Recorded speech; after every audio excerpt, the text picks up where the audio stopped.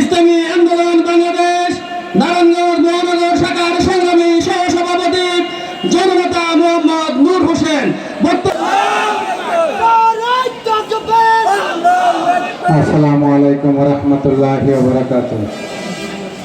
ইসলামী আন্দোলন বাংলাদেশ নারায়ণগঞ্জ মহানগর কর্তৃক আয়োজিত আজকের এই গণসমাবেশের সংগ্রামী সভাপতি, প্রধান অতিথি, প্রধান বক্তা, বিশেষ অতিথি, দায়িত্বশীল বন্ধুগণ, এক ব্যক্তি ঠান্ডা কাশির ওষুধ বিক্রি করে, বলে 15 বছর, 20 বছর, 25 বছরের যত পুরানো কাশ আছে মুহূর্তের মধ্যে শেষ কইয়া নিজে কাশতে কাশতে বইয়া পড়ে, আবার কোনো মতে দাঁড়ায়, আবার বলে লেকচার। 15 বছর, 20 বছর, 25 বছরের পুরান কাশি সাথে সাথে শেষ বইলে আবার নিজে বৈশা পড়ে কাশতে কাশতে।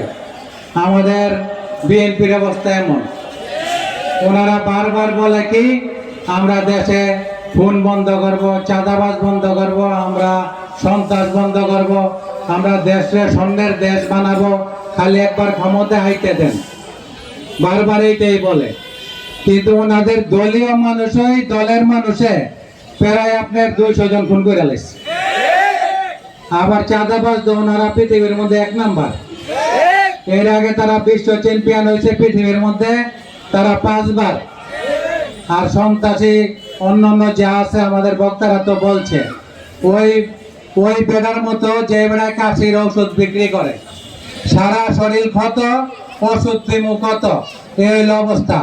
এখন বিয়ের পদ্ধতি মানে না, তারা হইলো সংস্কার মানে না, বিচার মানে না, একা দেশটা লুটে পুটে খাওয়ার জন্য ষড়যন্ত্র করছে। এই দেশের মানুষ আপনাদের ষড়যন্ত্র আর করতে দিবে না ইনশাল্লাহ।